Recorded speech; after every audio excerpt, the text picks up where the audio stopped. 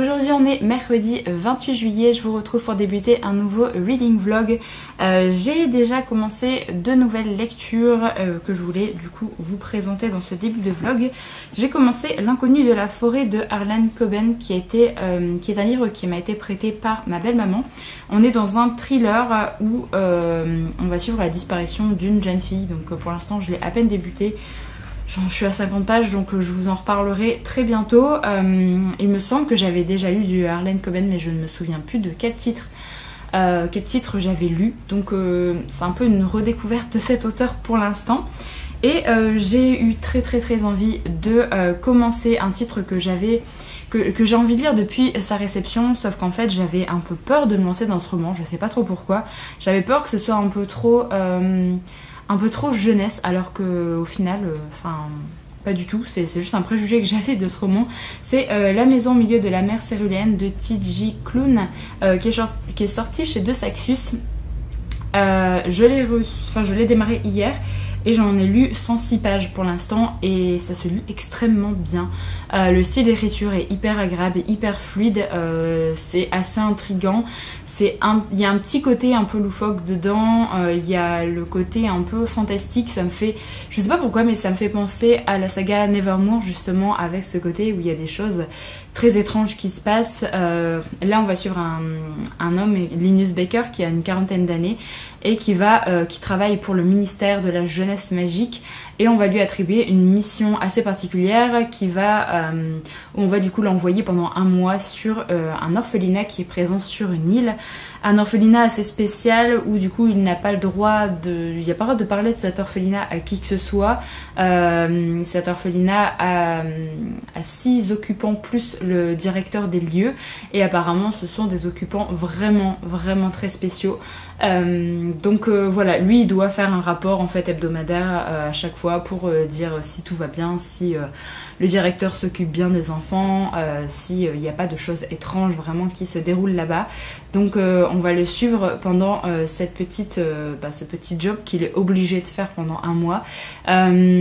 Linus Baker est un personnage assez particulier parce qu'il a vraiment une vie millimétrée, il est vraiment très carré dans son boulot. Ça fait 16 ou 17 ans je crois qu'il travaille au ministère de la jeunesse magique, et du coup il suit vraiment les règles à la lettre, et là du coup ça vient complètement bouleverser son quotidien. Le fait d'aller sur cette île, de rencontrer ces enfants assez bizarres, donc pour l'instant j'aime vraiment beaucoup. Là il vient d'arriver sur l'île, donc j'attends de voir un petit peu comment ça va se passer. Après le roman est pas très long, il fait 470 pages, mais vu que j'en ai déjà lu 100 hier, ça va se lire très vite je pense. Pour l'instant j'aime beaucoup la plume de l'auteur, je trouve que ça se lit vraiment très bien. C'est le premier T.J. Klune que je lis, et du coup je pense que si j'aime autant la plume, je pense que je découvrirai d'autres titres de cet auteur, parce que j'ai vu beaucoup d'avis passer, notamment avec Alex Bouquin Prada qui en avait parlé. Elle avait parlé d'un titre et je sais plus le nom. Du titre, c'est un titre un peu bizarre je crois, qui est sorti chez MXM Bookmark si j'ai pas de bêtises. Enfin bref, je verrai bien si la plume me séduit en fait avec ce titre là, mais si jamais j'aime bien, je me laisserai tenter, parce qu'en plus les couvertures de la saga sont très jolies. Donc voilà un petit peu pour mes 2 lectures en cours, et je pense que alors je sais pas si cette semaine, j'aimerais bien découvrir ça début août. La dernière fois que je suis allée au Furet, ils avaient un petit exemplaire, un petit extrait de Mexican Gothic de Silvia Moreno Garcia, qui est un titre que je vous ai présenté dans ma vidéo sortie pour les mois d'été en fait. Il sort, je ne sais plus, le 18 août. Donc j'aimerais bien lire un petit peu cet extrait pour voir si le style me plaît ou pas. Il y a quand même pas mal de chapitres, il y a 5 chapitres, donc ça fait plus de 50 pages à découvrir.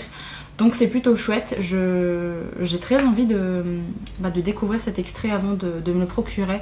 Donc je pense que j'essaierai peut-être de le lire début du mois d'août, je dirais peut-être une petite semaine avant sa sortie, pour savoir si ça peut me plaire ou pas, et si jamais ça me plaît, de pas devoir attendre trop longtemps avant de pouvoir l'acheter, parce que si je lis 50 pages, que ça me plaît énormément et que je peux pas l'acheter avant 20 jours, ça va être un petit peu compliqué. Donc voilà, j'ai ce petit extrait. Je pense que c'est disponible dans quasiment toutes les librairies, donc n'hésitez pas à aller voir si jamais ça peut vous intéresser de découvrir le style de l'auteur avant d'acheter un titre qui sera à 18,90 €.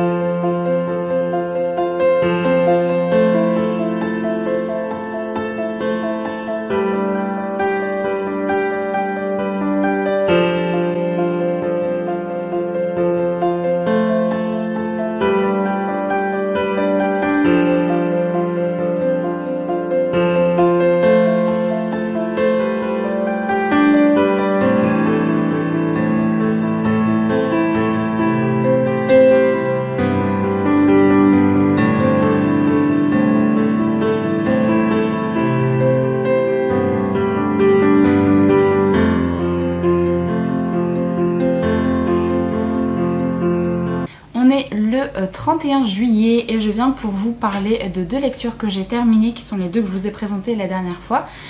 C'est donc L'inconnu de la forêt de Harlan Coben. Je vais commencer par celui qui m'a le plus déçue parce que j'ai pas réussi à entrer dans l'histoire et à l'apprécier plus que ça.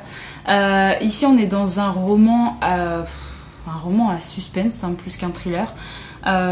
Où en fait on va parler de l'histoire d'une disparition. Il y a une jeune fille qui a 16-17 ans qui va disparaître, qui s'appelle Naomi.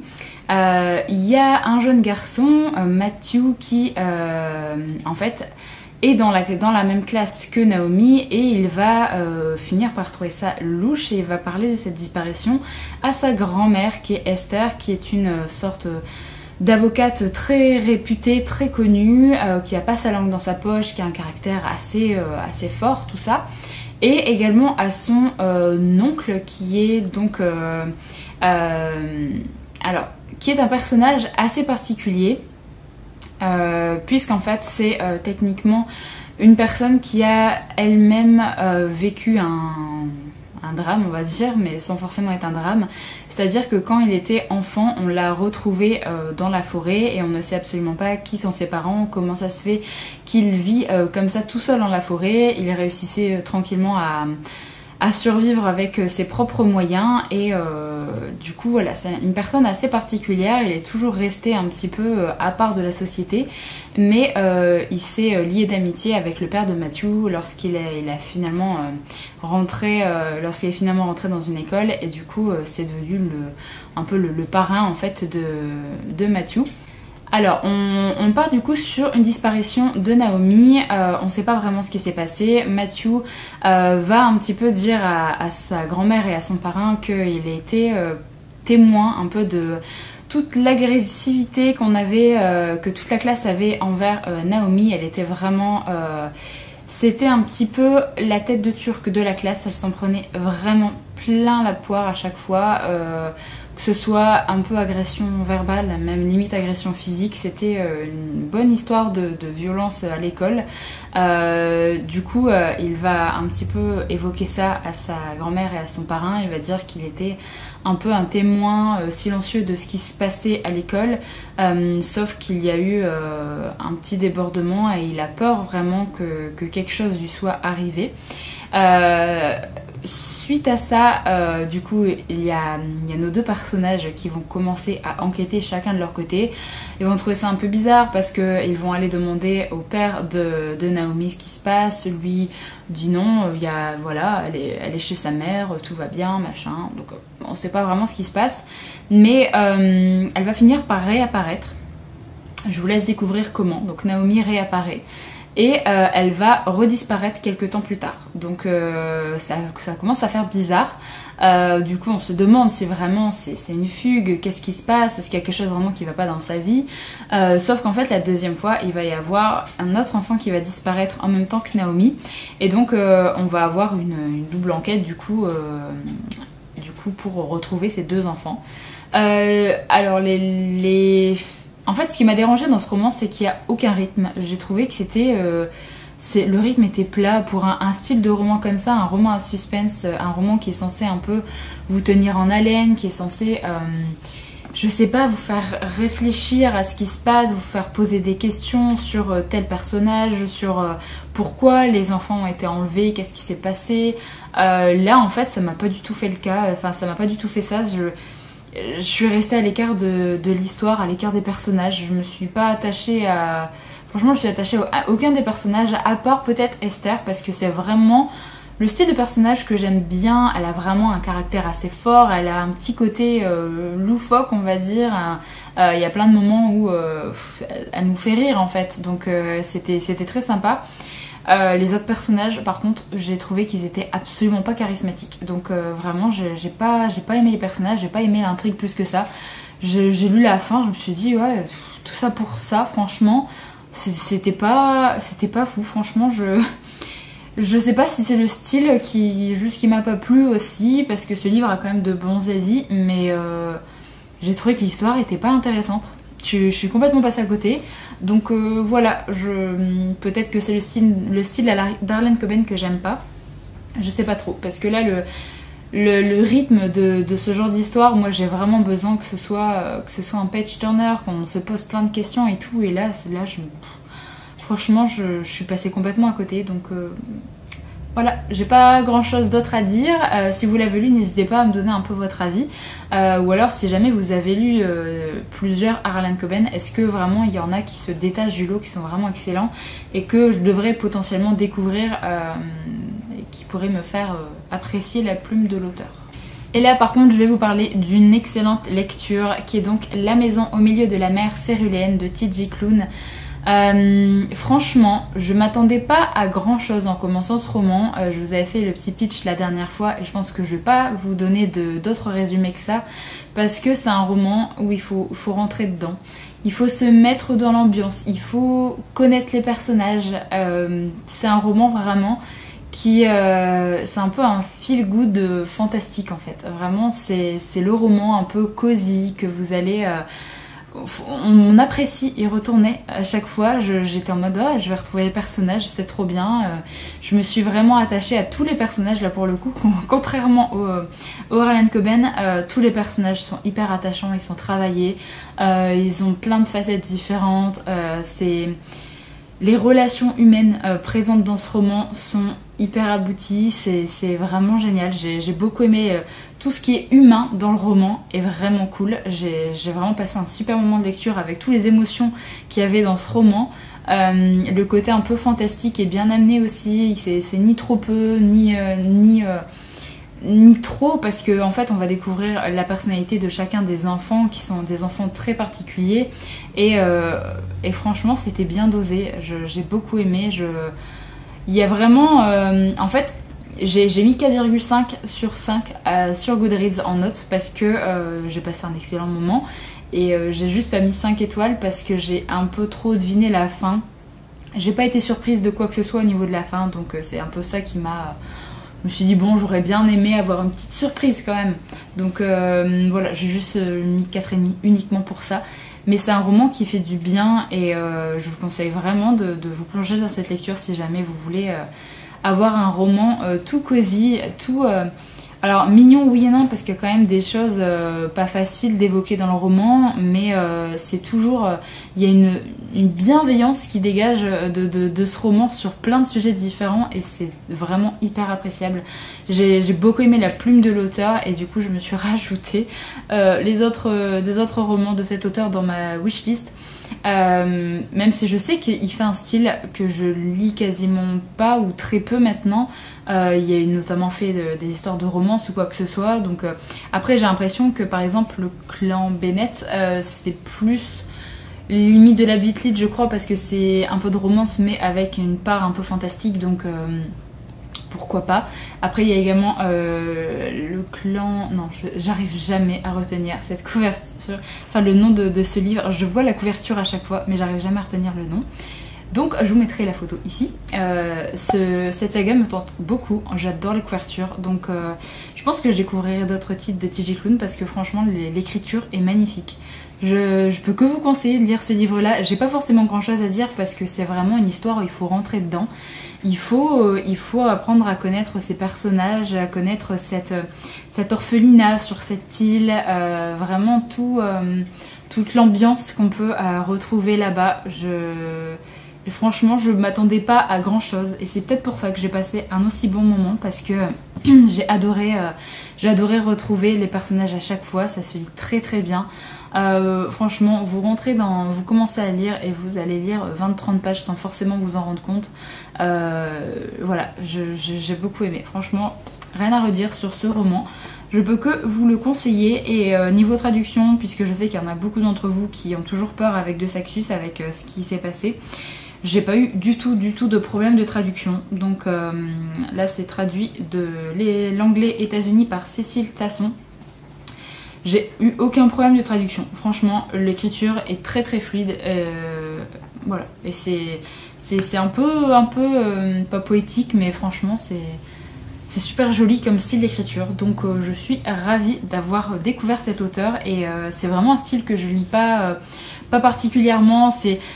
En fait, au début, on peut se dire que c'est une histoire un petit peu pour la jeunesse, enfin pour vraiment du middle grade comme on dit en anglais, mais en fait pas vraiment parce qu'on suit un homme qui a une quarantaine d'années et on va suivre ses pensées à lui, on va suivre ses découvertes et même s'il est assez spécial, c'est vraiment son histoire à lui et tous les cheminements qu'il va faire pour au final changer complètement d'état d'esprit.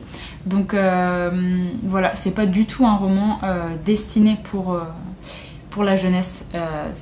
Voilà. Franchement, j'ai beaucoup aimé. Donc n'ayez pas peur si jamais vous voyez que c'est une histoire avec des enfants dans un orphelinat et que du coup on peut avoir l'appréhension de se dire ça va peut-être être trop jeunesse. Là, c'est pas le cas. Vraiment, il y a plein de choses qui rentrent en compte, mais c'est vraiment pas jeunesse. Si jamais vous avez peur, n'hésitez pas. Alors du coup pour mes prochaines lectures, là j'aimerais bien lire un petit roman sur le week-end. J'ai prévu de commencer une lecture commune à partir de lundi. Une lecture commune que je vais faire avec Kaamelott Magicadou et Cornelius sur Célestopol 1922 d'Emmanuelle Chastelière. C'est un recueil de nouvelles et du coup on a prévu de le lire tranquillement ensemble à partir de lundi. Voilà, du coup je vais commencer ça lundi, mais du coup je voulais une nouvelle lecture en attendant. Donc ça, ce sera pour lundi à débuter tranquillement les petites nouvelles. Et là du coup j'ai bien envie de lire un roman sur le week-end et je me suis dit qu'un roman de 320 pages ça pouvait vraiment le faire. Donc j'ai sorti Agatha Raisin Enquête la quiche fatale de MC Beaton, qui est donc un cosy mystery et techniquement le premier volume des enquêtes d'Agatha Raisin. Donc j'ai plutôt hâte de voir ce que ça peut donner. Donc je vous en reparlerai très vite parce que vu qu'il fait 320 pages, je pense clairement que je peux le lire sur le week-end. Donc j'ai plutôt hâte de voir si je vais apprécier le style de MC Beaton, si je vais apprécier les enquêtes d'Agatha Raisin ou pas. Je vous retrouve, on est mardi 3 août. J'ai terminé pas mal de petites lectures, donc je voulais vous en parler et clôturer le vlog ici pour avoir le temps de le monter et le mettre en ligne, je sais pas trop quand, jeudi vendredi je pense. Alors au niveau graphique, j'ai lu le premier et le deuxième tome de la saga Jujutsu Kaisen, donc de GG Akutami, donc qui est publié chez Kiyun. C'est un shonen, je vous avais dit la dernière fois que j'avais déjà lu le préquel, qui est considéré comme le tome 0, mais qu'on peut lire pas forcément avant de lire le premier et deuxième tome, on peut le lire un peu plus tard. Du coup j'avais déjà lu le préquel, j'avais beaucoup aimé l'univers et du coup j'avais très envie de me lancer dans les premiers tomes de cette saga qui sont déjà disponibles en animé au niveau de la première saison je crois. Mais je voulais vraiment lire les mangas avant de regarder l'animé et je suis vraiment ravie parce que ça me plaît toujours autant. On est dans un shonen, donc il y a pas mal d'action, pas mal de bagarres, on est dans un univers assez sombre où là on va suivre un personnage qui est lycéen. Alors son prénom c'est Yuji Itadori, qui est lycéen et assez basique en soi. Il fait partie d'un club un peu de spiritisme, et lors de l'une de leurs séances ça va un peu mal tourner. Ils vont avoir une sorte de relique qu'ils ont trouvée, qui appartient à une créature millénaire, et en fait cette relique c'est un doigt de cette créature qui va malheureusement attirer d'autres monstres, et en fait lui et ses camarades vont être attaqués. Pour s'en sortir, il va finir par ingérer le doigt, et en fait il va se transformer en quelque chose d'autre, et du coup il va partager son corps avec la créature dont il a mangé le doigt. Donc ça c'est un peu le pitch de départ. Il va rencontrer des personnes qui vont un peu l'aider et le sortir un petit peu de son lycée banal, et du coup le faire entrer dans une école d'exorcisme qu'on a déjà vu du coup dans le préquel, et on va un petit peu suivre les avancées de notre personnage, les rencontres qu'il va faire, les professeurs qu'il va rencontrer, tout ça, et également les premières missions en fait où il va être envoyé pour pratiquer des exorcismes sur des créatures. Je vais pas vous en dire davantage de choses parce que on avance très vite au niveau de l'intrigue. Il y a déjà plein de choses qui se passent. On apprend déjà bien à connaître les personnages secondaires, tout ça, et c'est hyper intéressant. J'aime beaucoup les personnages. Franchement, je vous l'ai déjà dit dans le préquel, je trouve que les personnages sont très charismatiques. Et là, c'est vraiment toujours le cas. Il y a déjà quelques personnages du préquel qu'on retrouve dans le tome 2, et je suis vraiment ravie parce que j'avais beaucoup aimé les 3 personnages, on va dire, principaux, enfin les 4 personnages principaux du premier tome. Et du coup on en retrouve certains là dans le tome 2, et j'aime vraiment beaucoup. Je trouve que les scènes d'action sont plutôt bien dessinées. On a des dessins qui sont vraiment très chouettes. Voilà un petit peu pour les dessins. J'aime vraiment beaucoup, et comme je vous l'ai dit dans le préquel, et c'est encore le cas là je trouve, il y a énormément de dialogues tout au long de la lecture. Il y a beaucoup de bulles avec pas mal de dialogues, donc ça prend pas mal de temps de lecture. Mais je trouve ça hyper intéressant. Je trouve qu'on pose déjà bien les bases de l'univers, de l'intrigue, tout ça. Donc j'ai hâte de voir jusqu'où ça va évoluer, parce que vraiment j'aime beaucoup. Et ensuite, rapidement, je voulais vous parler de la 7ème édition colossale de l'attaque des titans que j'ai également lu. Donc c'est de Hajime Isayama et c'est édité chez Pika. J'avance tranquillement dans cette saga et j'aime tellement. Là, franchement, je pense que c'est mon tome préféré parce que il y a tout en fait dans ce tome. Il y a de l'action, il y a des émotions, les personnages sont maltraités, il y a des révélations, il y a vraiment un passage, ça m'a vraiment rappelé au moment où j'ai vu l'animé et où je me suis dit mais l'univers est dingue en fait. Donc c'est vraiment une excellente saga et je peux que vous conseiller si jamais vous n'avez pas lu le manga ou pas vu l'animé. Franchement c'est vraiment génial. Je passe toujours un bon moment de lecture et du coup j'avance tranquillement, mais là j'ai plus de tomes d'édition colossale d'avance, donc pour l'instant je vais devoir attendre un petit peu avant de poursuivre un peu ma lecture de cette saga. Et du coup au niveau roman, j'ai terminé Agatha Raisin Enquête, donc la quiche fatale de MC Beaton, qui est donc le premier tome de sa longue saga sur Agatha Raisin. Je vous l'avais dit un petit peu dans le book haul, c'est un titre que j'avais envie de tenter parce que c'est un cozy mystery, c'est une saga très classique du genre et je voulais vraiment me faire mon propre avis sur le style de l'auteur, voir si ça pouvait me plaire parce que du coup il y a sa nouvelle saga aussi qui me tente bien. Et là franchement je dois dire que je suis plutôt contente parce que j'ai beaucoup aimé le style de MC Beaton. Je trouve que ça se lit très bien et je trouve que pour un livre qui a été écrit dans les années 90, en 92, c'est assez actuel. Après je pense qu'il y a la traduction qui fait beaucoup, mais je sais pas, la façon dont c'est abordé, il y a des choses qui sont évoquées et je trouve ça hyper actuel. Là du coup on va suivre Agatha Raisin qui va être notre personnage principal, qui va se mettre en pré-retraite on va dire, et qui va partir dans un petit village parce qu'elle voulait vraiment partir dans un petit cottage dans une bourgade anglaise un peu plus tard après toutes ces années de boulot, parce que c'est vraiment une femme qui était très carriériste. Elle a pas forcément de famille, elle a eu un mari mais ouais, ça s'est pas vraiment très bien passé, elle nous explique un peu dans le roman. Du coup voilà, elle a pas d'enfants, elle a pas vraiment de famille, donc c'est vraiment c'était son boulot, c'était toute sa vie, et son but en fait c'était de partir en pré-retraite, de partir dans un cottage et de finir sa vie là-bas, d'avoir vraiment un beau chez elle, d'être tranquille loin de Londres, même si elle est qu'à 1h30 de trajet de Londres. Du coup c'est ce qu'elle va faire, donc on va suivre ça au début du roman, on va apprendre à la connaître. Et lorsqu'elle va arriver dans ce petit village, elle va vite commencer à s'ennuyer, elle va tourner en rond et elle va pas forcément être très appréciée des autres personnes, parce que si vous n'êtes pas né dans ce village, vous êtes considérée comme une étrangère. Même après avoir habité dans ce village pendant 10 ans, sa voisine est toujours considérée comme une étrangère, donc c'est un petit peu compliqué. Elle va essayer de bien se faire voir, et pour ça elle va participer à une sorte de concours de nourriture. En fait elle va devoir fabriquer une quiche, et du coup la meilleure quiche aura gagné le concours. Il y a des concours sur pour faire un bouquet, enfin vraiment il y a plein de concours très différents, il y a même des concours sur les chiens, tout ça, enfin sur votre animal de compagnie, donc voilà.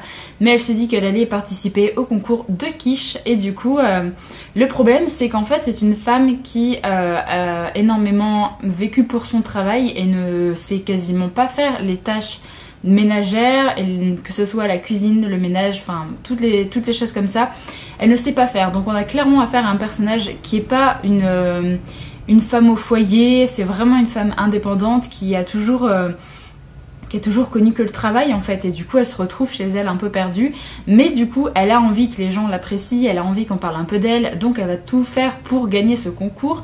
Du coup elle a décidé de partir une journée à Londres, aller acheter une quiche à vraiment une enseigne qui fait pas mal de quiches, tout ça, une sorte de traiteur, et elle va proposer cette quiche du coup à ce concours.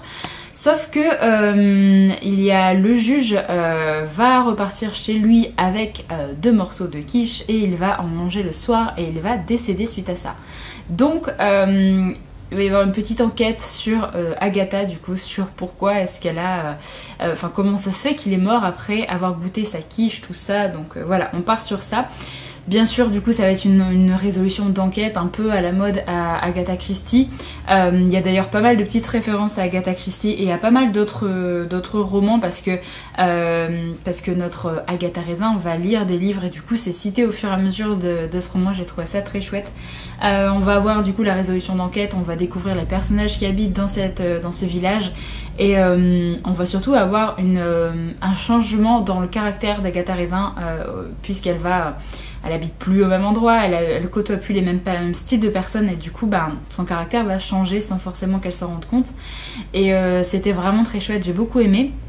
Je sais qu'il y a des personnes qui m'ont dit sous le book haul qu'ils n'avaient pas forcément adoré le caractère d'Agatha Raisin, et moi j'ai bien aimé. Je trouve que j'ai bien aimé son caractère parce que c'était cohérent au vu de son passé de femme carriériste, justement, qui était très...